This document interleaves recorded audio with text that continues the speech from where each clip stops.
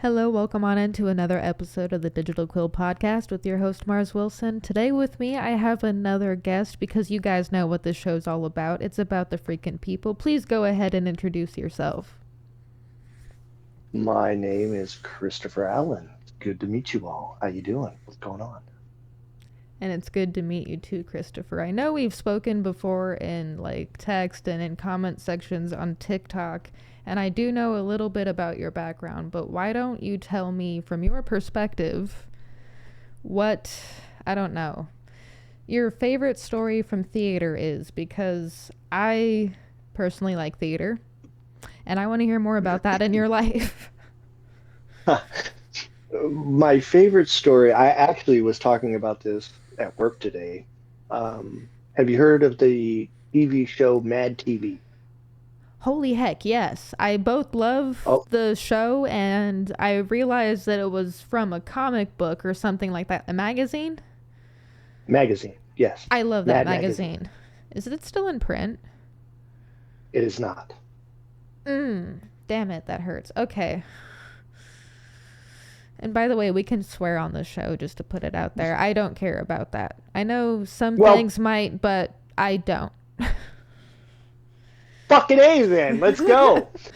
So I was in a high school play. I was in the 11th grade, and Mad TV was like all the rage at the time. And the original cast of Mad TV, Ari Spears, Deborah Wilson, Nicole Sullivan. That's all the Wow. names I can remember right now. So one of my classmates, his aunt, either worked or owned a Norms in Hollywood somewhere. And the black actress, Deborah Wilson, would frequent that Norms. So he would work there on the weekends to earn, a couple extra bucks. So he'd turn around and be like, "Well, hey, I'm in this play. Would you come and see my play?" And she's like, "Sure." She shows up, I meet her and stuff, and she looks at me, and I hope you don't mind. You had said in a Discord message between you and me, you're like, "You sound interesting. Your voice, your energy, like, whoa." So Deborah Wilson said that exact same thing. And I'm like, "Holy crap, this is somebody on TV." Like, whoa. And I'm like, "All right, cool." So then about a week or two later, in my class, all of a sudden, like four members of the original cast of Mad TV show up. And we just have a Q&A back and forth between everybody. That And it had was to blow amazing. everybody's minds. It was amazing. I mean, we're talking like 1998 maybe, let's say. Please don't bring And up that I'm year. I try to forget that year uh, exists sometimes. well, I was 16, 17, shit. But that was probably the highlight of my theater experience in high school. Just meeting those people and having that interaction, with people direct from Hollywood. I had more later on. I've been extras in movies and all sorts of stuff, but that could be another subject for a different day. That's actually kind of neat. I can't think if I've ever had a celebrity visit any of my schools. I had celebrities that graduated or attended my schools. I think if the lead singer from Lincoln Park, Chester, is it Chester? I always I forget. believe so, yeah. I think he was from Arizona, and I think he actually attended the high school that I went to just much, much earlier than me. Connection. One of the other, I think the bass member from Lincoln Park attended my high school. Before I went there, maybe like a year or two, they were known as Hybrid Theory. I actually had their demo before they became Lincoln Park. Do you believe in the degrees of separation or understand what the degrees of separation are? Look at the the 7 degrees of Kevin Bacon. Something like that. Yeah, that's what I know it as.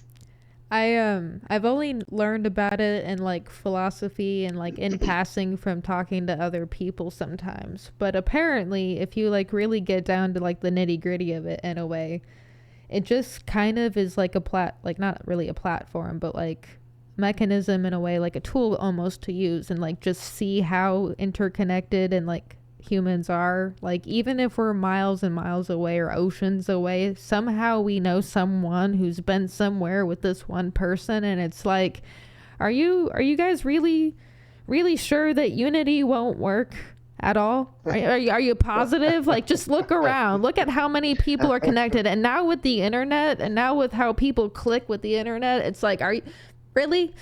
Really? Your positive wars must continue until the end of humanity? Like, no, thank you.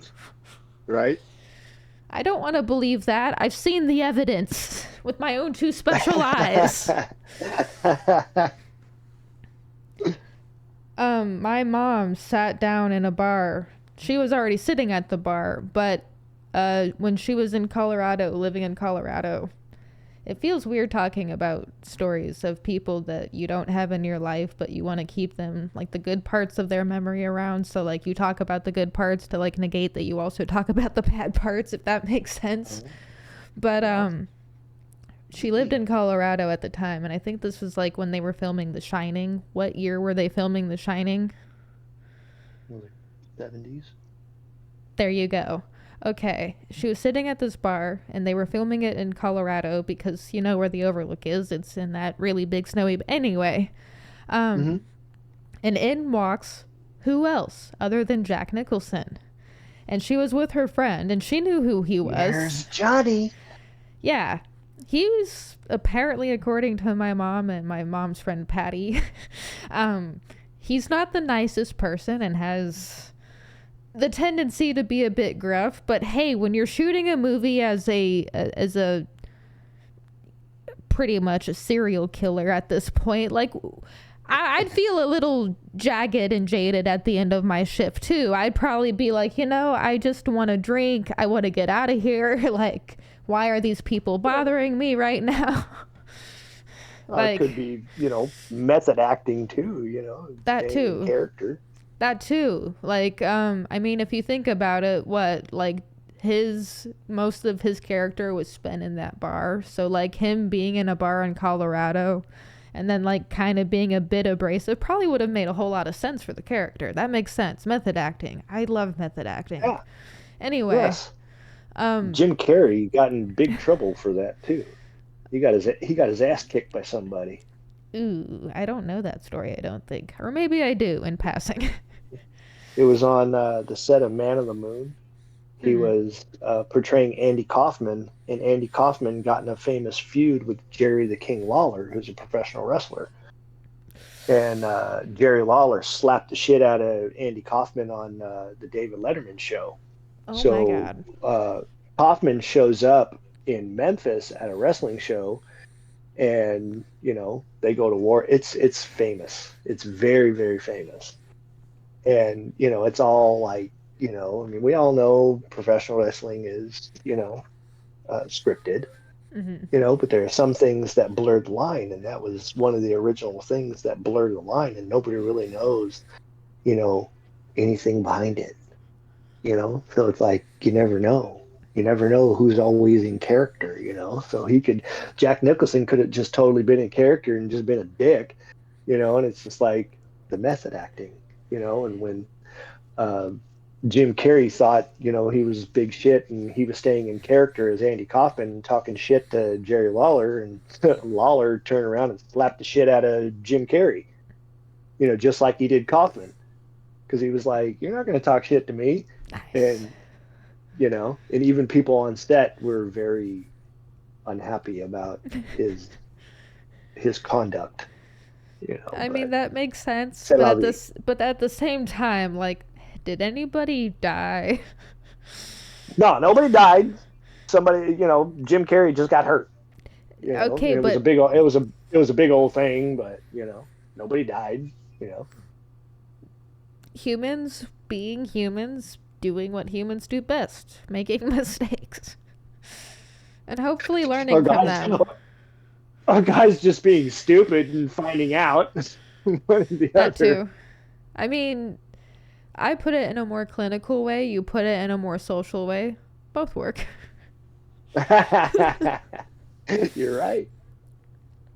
But yeah, okay. So wrestling is a big thing for you. Yes or no? I forget if we've talked about that in voice chat.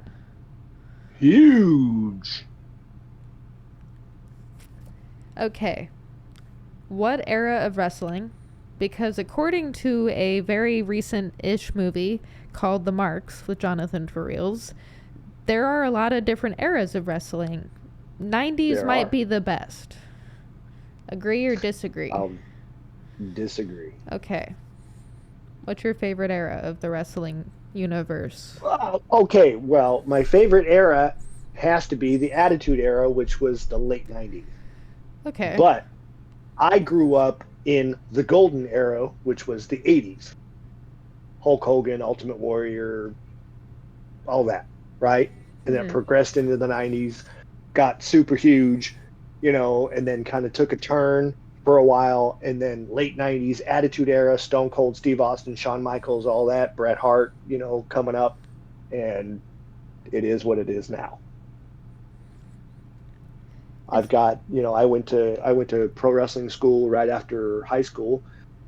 I know a lot of people in the business, guys that are in Japan now, guys that are in various places, and I cheer for their success, and I see them and I'm just like, man, that is wonderful to see them get to where they got or where they are now.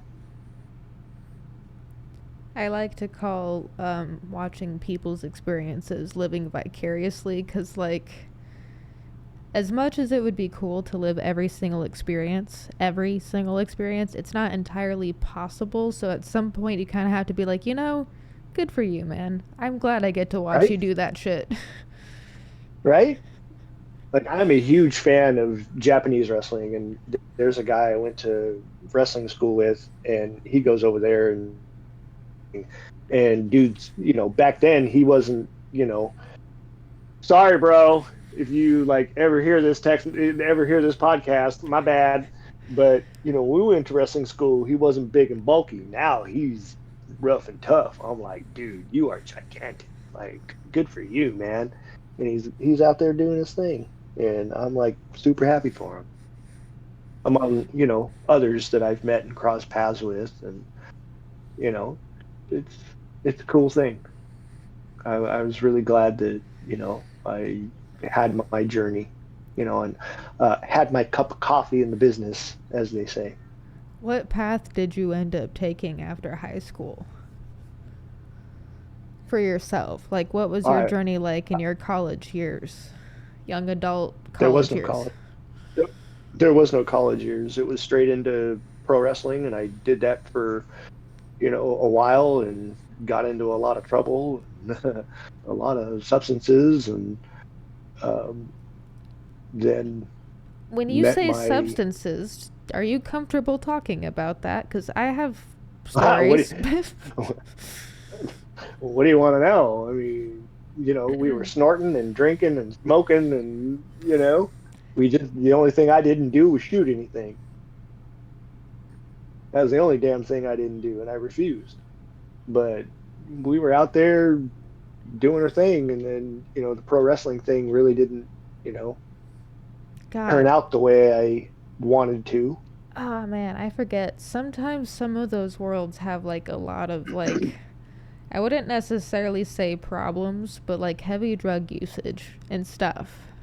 Like heavy. You'll hear you'll hear that they'll say, like, being in a professional wrestling ring and doing the bumping and all the things they do is like equivalent to being in a car crash. Jeez. Because those rings, they're made out of wood and steel, and your body is flesh and bone. Your body can only take so much. That would almost make sense why it's such a popular thing, so to speak. Because, Such in my case, that's where, my body said, enough. You can't handle it anymore. And then I, you know, started to have seizures out of nowhere, and they still don't know why. And I'm on medication for them, and it's well controlled. Thank you, Lord. And that's where I stand. That was my journey, and that was my end. with your I tried to do seizures, camera work. sorry, go ahead. I tried to do camera work and still be a part of the business, but life took me in another direction. After having, after ex-wife had the kid, and, all that, and I was like, okay, this is my life now. That's You right. know. You ended up becoming a dad at some point in your journey. hmm I sometimes forget But people that was have kids because I'm not a parent yet myself. But then my best friend will text me about her children's stories, and I'm like, oh, yeah, that's right. There are people with children in the world. I need to remember that. yeah, When did you say you became a father? I feel like you were about to say that or something akin to that. 2012. Okay.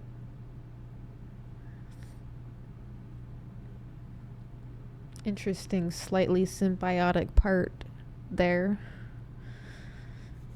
Around that time is when I ended up losing my father. So I Oh my like goodness, I'm sorry. I like that good things ended up happening like around the same time span, like, and I know about them now cuz like objectively good things are happening everywhere. But sometimes Right. it's hard to remember, like, unless someone tells you, like, oh yeah, by the way, at this time frame I got a promotion, like that kind of thing. Like, you don't know until you know. But yeah, you became a dad in 2012. That's awesome. Yeah. Nice. Okay. For our listeners who are dads and our friends who are dads, what would you say fatherhood taught you? Patience. Patience. That's a good life lesson, I think. I think most parents could probably attest that maybe that's what we do learn with children. That's such a good lesson. Holy heck. Because Making I was raised very strict. mm, It's, children are to be seen and not heard. You do what you're told without question. So I carried those lessons into parenthood thinking like, okay, my kid's going to do what I say. And just like I did, nope, that's wrong. So then I discovered that if I actually talked to my child like a human being, she would respond in kind. And the relationship has changed dynamically. I don't have to be the, you know, oh, it's dad. You have to be scared of dad. It's like, no, you can talk to dad. I'm here. Talk to me. And the times that I've let her just talk, oh man, you want to talk about a garden. It's just like, shut up, Chris. Let her talk. Don't just listen to talk, listen to listen. And she just goes and just opens up. And I'm just like, right on. This is exactly what I want, but I got to come at it a different angle, you know? And it's happened many times, and it's beautiful.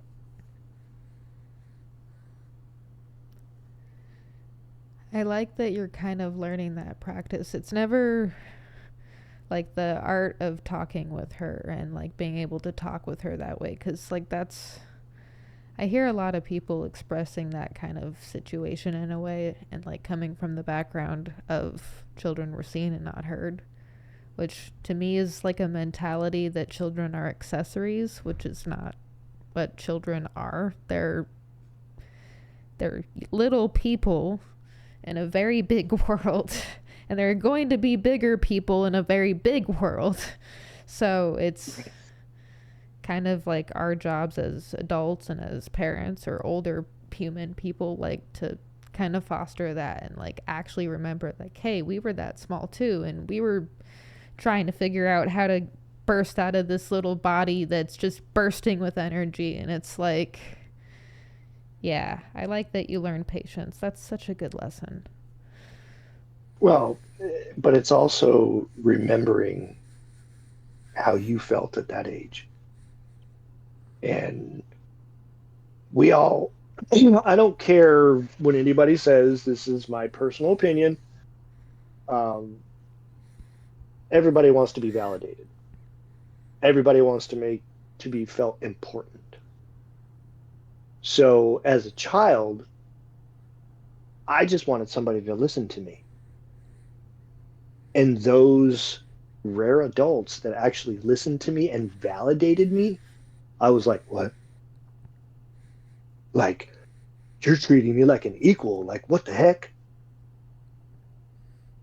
So, we tend to forget that. When I say we, it's the royal use, not the, you and I. I You get know what I you. mean? The all We tend to, encompassing. right. We tend to forget that they have feelings too, and they have questions, and they want to feel validated. Tony Robbins, I learned this in the martial arts a long time ago, but then learned later on that it was originally a Tony Robbins thing, and it's called CANI, constant and never-ending improvement. Mm. Mm-hmm. I think And that you is taught something me that about I've that. lived that is something that I've lived by for a very long time, since I was 13 years old and I found that out. And when I look at my daughter, I'm like, man, the things I was doing at, 13, I mean, they weren't bad things. I was heavily involved in martial arts and teaching and stuff at 13, you know, and I'm just like, wow. And I have to come down to her level. I have to remember how my emotional level was at 13. I know a lot of people can't do that, or they, forget, come on, you know, like, let's be real. I myself, I remember, I just wanted somebody to listen. So I have to remind myself constantly that when my daughter's here, I listen. I don't listen, like I mentioned before, I don't listen to talk. I listen, to validate her. Because sometimes there are emotions that come out. And it's just kind of like, oh, wow, she's not very emotional, but come on with it. Bring it out. This is your safe space. I, at 13, was not afforded that safe space to bring out my emotions. And then the curse of being a male is you don't have emotions. But being a sensitive guy, I had emotions and I still do. And that's just who I am and a part of who I am. And I accepted that a long time ago. And I don't care what anybody says about it. If they want to say that I'm too emotional, oh, well, you just can't handle it. And that's not my problem. That's something that needs to be promoted more. Men are allowed to be emotional. Men are allowed to cry. Men are allowed to have feelings. Period. Men are allowed to be That would human. and that would also help their relationship with their children, especially their daughters, because females are sensitive. So if the males drop the bravado and come to their kids' level, in my personal sense, come to my daughter's level and go, hey, you remember where you were at 13, but she's a, 13-year-old female going through stuff. So chill out. Don't be such a totalitarian. Don't police the emotions. Or try to, I guess. Like, that's like the mindset that I think people fall into, is when it comes to the listening to not listen, if that makes sense. Because I don't know if that makes sense. Does that make sense? Does that make sense? Oh, it makes sense. Okay. Oh, it makes sense. I always have so many pistons firing in so many ways, especially when people are talking to me about their ideas and like their stories and their lives. And I'm like thinking about like how that applies to my story and my life and the stories I've heard with other stories. So if I ever don't make sense, I'm sorry. That's why many tracks, many stations. That's okay. There's sometimes I don't make sense either, and I just try to pretend like I do. And somewhere in the end, it all comes out, so it's fine. I think that's the curse of thinking out loud instead of in your head. Maybe. Or you think out loud before thinking in your head and going, "Oh crap, maybe I should have thought about this before I said it." That was an inside thought, not an outside thought. I'm sorry. The class didn't need that one. That didn't come out exactly how I planned it, but oh well, just go with it. Now we're here. Hi everyone. Hi. But anyway, glad you joined us. Welcome. I'm glad. I don't know how to like branch off and like have more subject or conversation around what you shared with me around your daughter and your experiences with that. So I offer this instead. Thank you for feeling like you can share that with me, because some people don't always feel like they can share things and they keep themselves closed off, and I appreciate that you're not doing that, because I don't think humans can improve if we don't share even the ugliest parts of what's inside of our heads sometimes, because without sharing that, we can't have friends and people that care about us be like, hey, I care about you, but what you said there, acting a little cray-cray, we want to go with that. Well, as you know through our Discord discussions, I'm an open book. There was the time that I was very closed off, but why? Exactly. If somebody's Why? If somebody's interested and wants to know, I'll tell you. Going off of that, I have a policy. If like someone's interested and wants to know, but more importantly, if someone's brave enough to ask the question, because some questions are hard to ask, they deserve an answer. Because who else is going to ask that question if they ask me a question? Like, if they don't and I don't answer it, like, missed out on an opportunity to connect. I could have had a conversation. It's why I hate the mentality. You ask too many questions. No, I don't. Maybe you don't ask enough. That's saying. Maybe you don't ask enough questions. I'm trying to ask questions just to understand, and people are like, why do you keep asking the same question 4 different times? Because I still don't understand. That's why. And maybe I thought about it in a new perspective, and I want to see if there's a different angle that we can approach this. And sorry that the conversations in my head, I guess, seem to be more interesting than the ones out here. My bad. Yeah. Whoops, did that writing thing again where I should have put my notes on paper instead of just thought out loud. I'm kidding. But I don't know. It's like,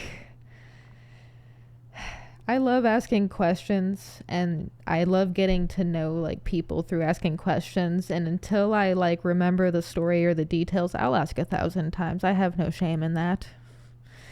I'm going to ask the same damn question 1,000 times until I understand. And if you don't like that, just say, I can't answer this right now. And I'll be like, all right, word. I will work with what I've got right now. Like, thank you for telling me. I'll work with what I understand. Like, thank you for at least telling me that. But, right? Anyway, it's like, I've had a really long day, and getting that notification earlier while trying to set up, after having the hassle of trying to find my freaking notifications where I have my writing meeting in like an hour or so, I'm just like, I don't know where my brain is right now. I'm so sorry I can't contribute more to this conversation.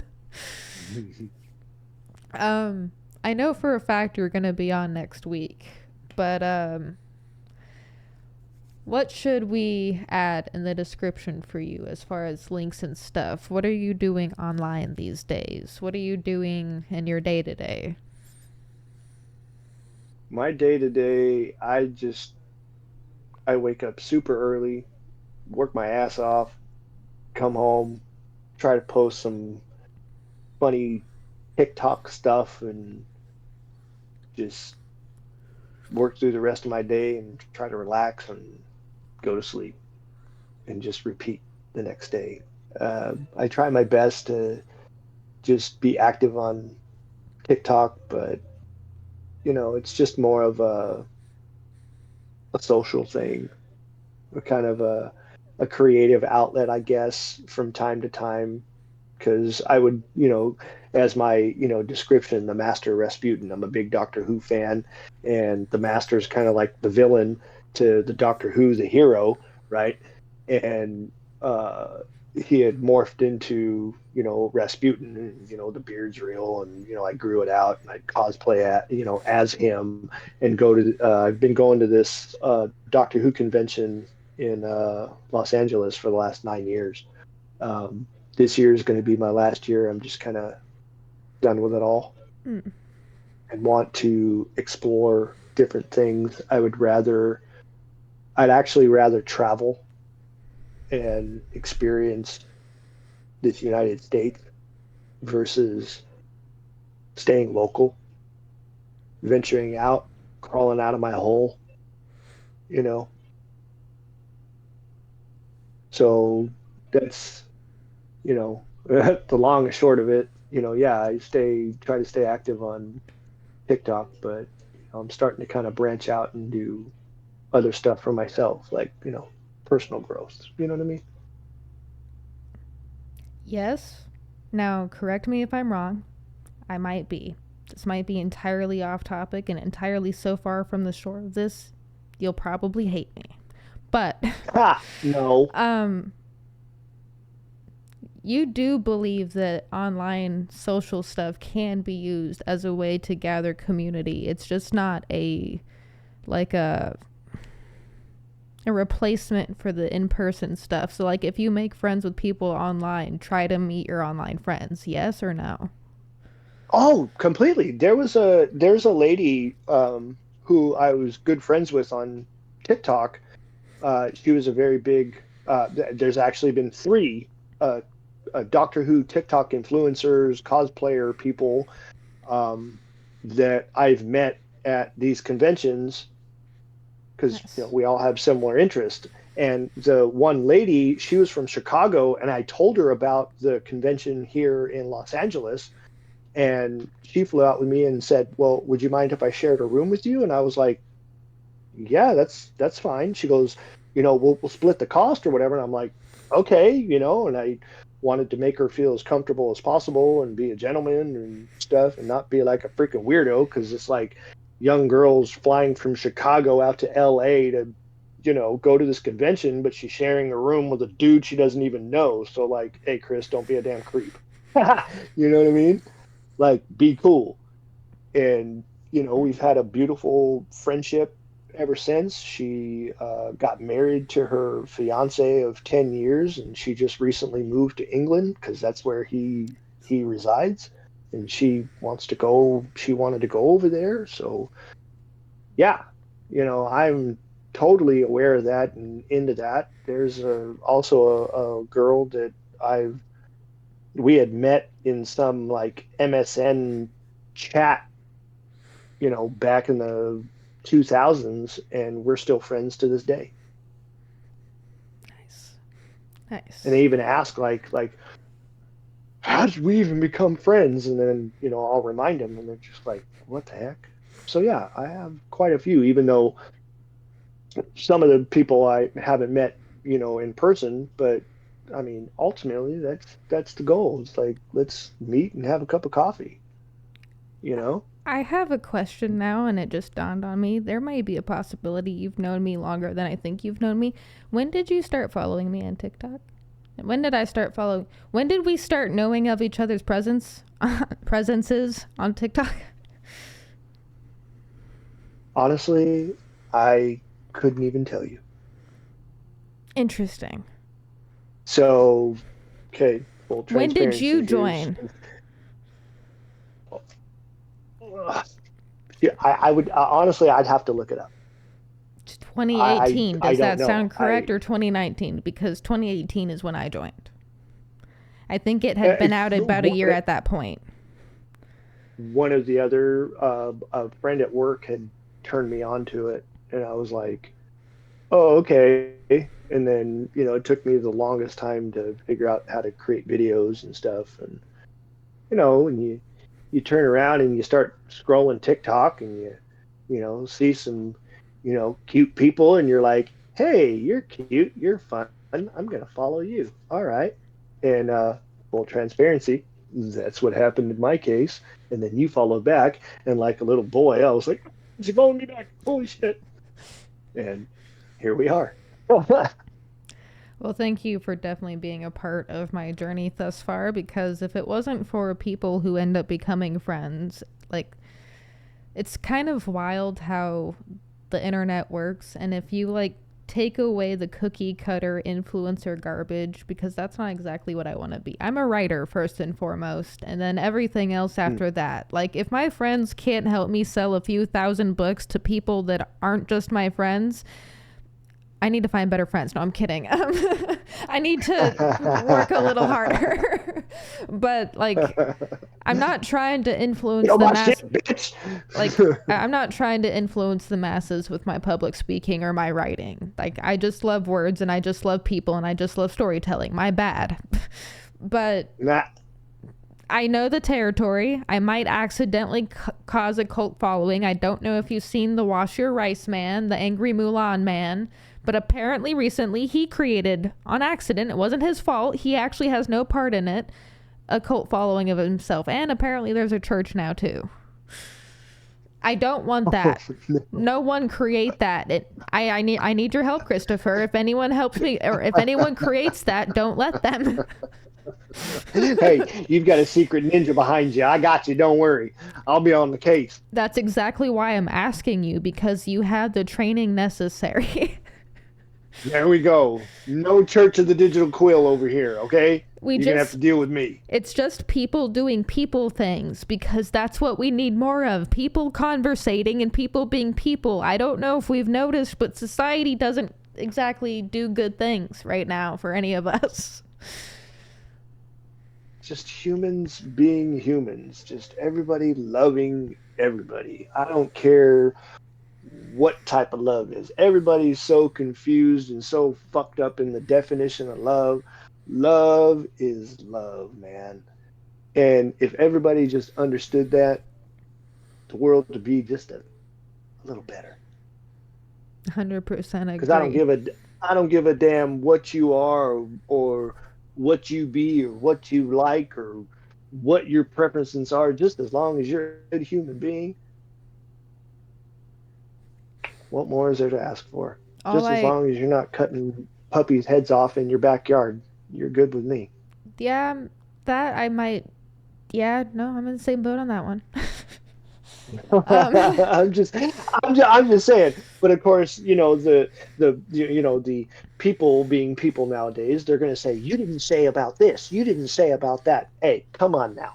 Okay, I'm just trying to be funny and generalizing. Oh my gosh, don't I know you that? You want to turn around and take it to the extreme, that's a you problem, not a me problem. And if you don't want to investigate and dig a little deeper than the surface level, then that's a you problem, not a me problem.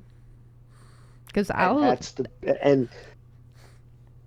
that's a problem with people nowadays. You post something out there, and just because you didn't go through Webster's dictionary on defining everything you just said, they're gonna rip you apart, eat you alive. I'd much rather someone like message me, or like a close friend approach me directly and be like, hey Mars, that one post you posted, or like, and the way that I'd like it to go, and this is just me personally and the way I'd like it to go, I don't, like, I'm open to other people's explanations too, but like, me personally, if something I've posted bothers you, tell me, and then allow me the space to tell you why I posted it and what frame of thought I'm in, and then the conversation's over once we both understand, one, why you're upset about what I posted, and two, why I posted what I posted. Like, what more is there to extrapolate, I guess? If that makes sense?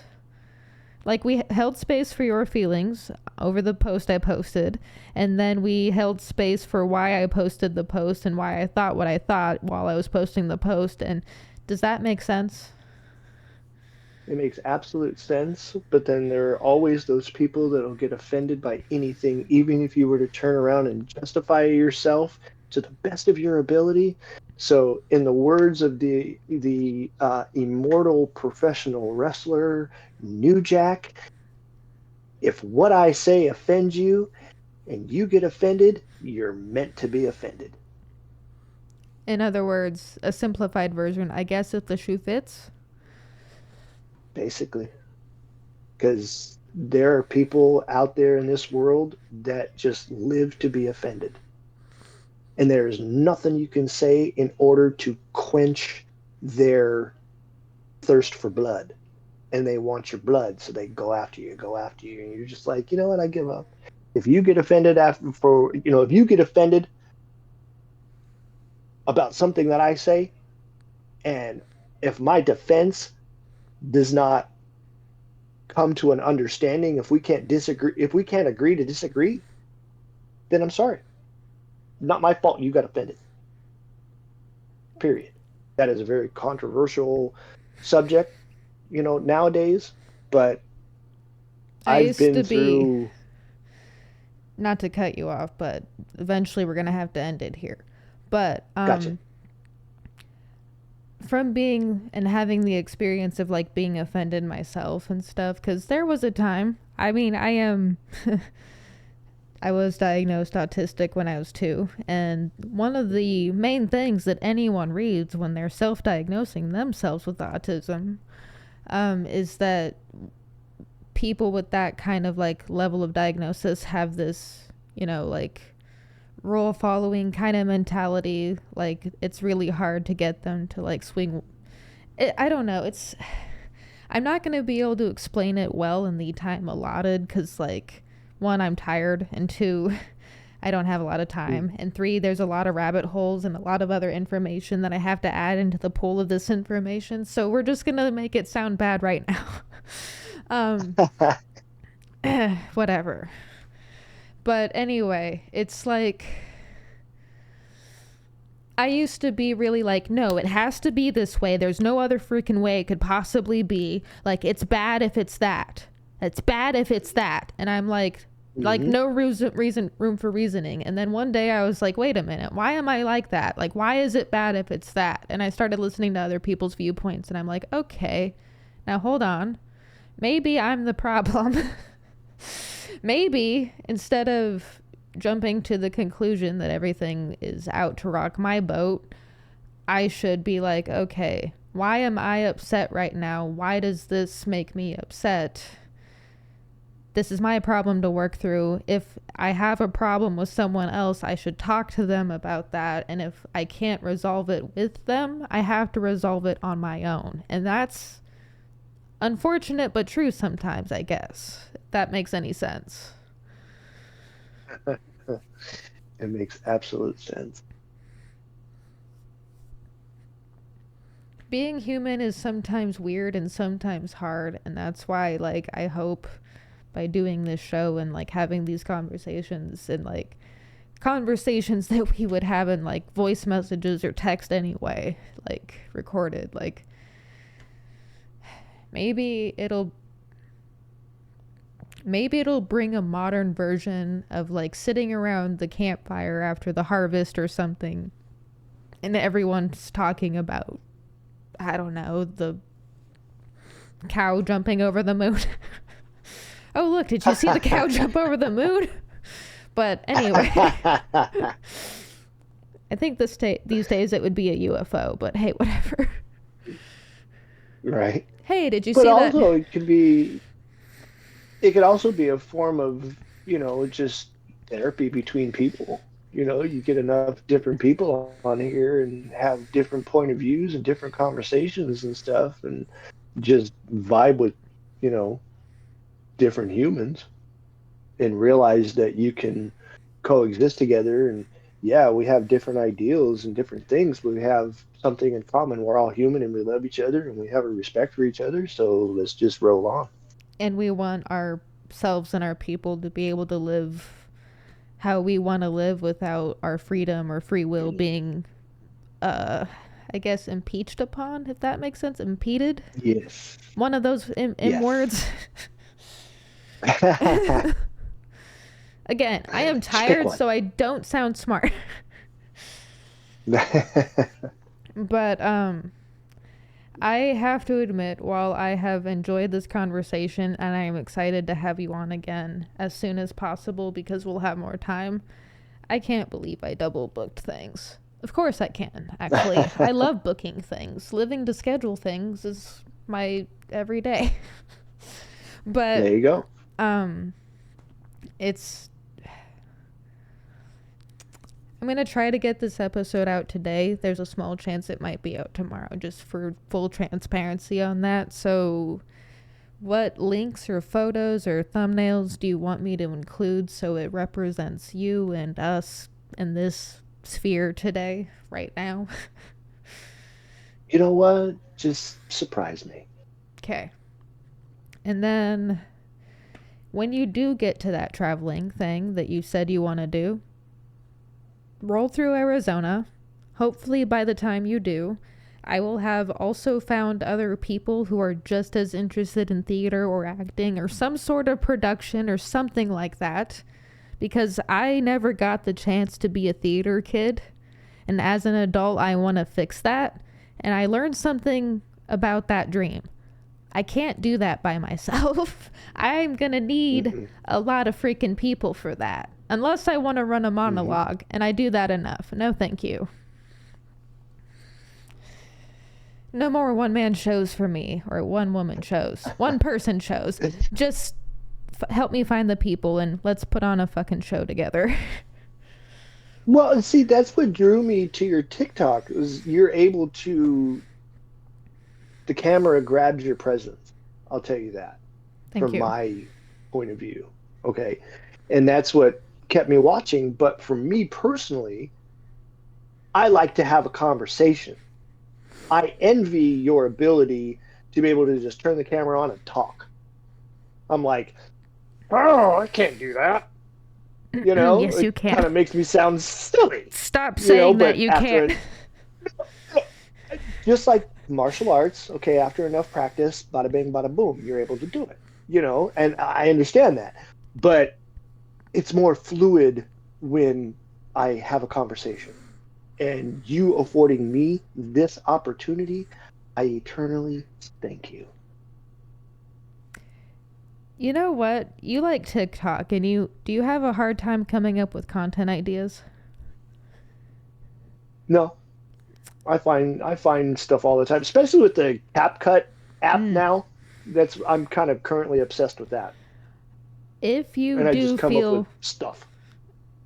God, no, Mars, just ask for help like a normal person. Don't beat around the bush like you normally do. There you You're go. trying to work Come on on now. this. Come on.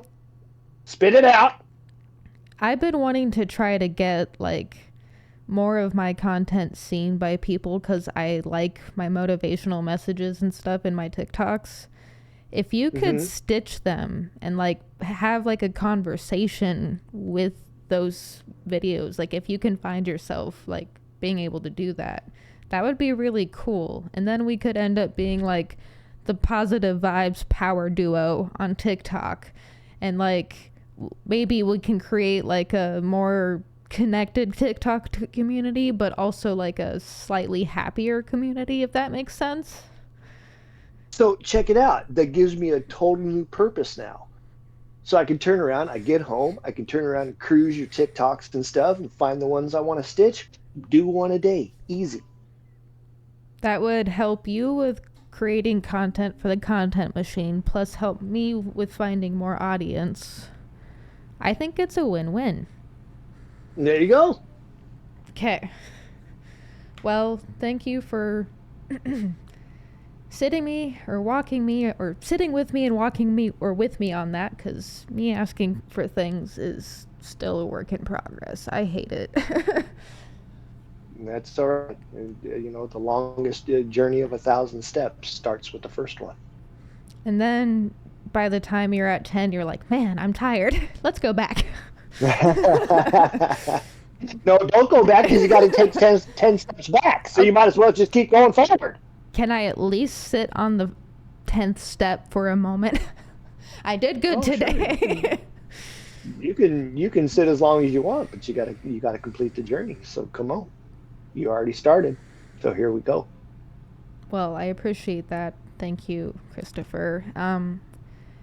Again, this will probably be out today. I do have to get running because I have to use the restroom myself, and then I have to figure out where and how my writing community wants to meet, because these humans got me through some tough freaking times. I tell you what, man, I don't want to disappoint them. There you go. Got to keep your community supported, 100%. Thank you for joining me. I will see you next week, and I will message you with the link to this, and you know what? I'll just tell you this stuff after we're done recording. How about this? Thank you all for joining us on this wonderful episode of the Digital Quill with Christoper and Mars. This was a fun episode. We'll have another one very soon. Any signing or parting words for our viewers and friends? Love each other. Couldn't really have said that better myself. Love each other and keep going, humans of Earth. We will see you next time. Be safe, everybody. Bye.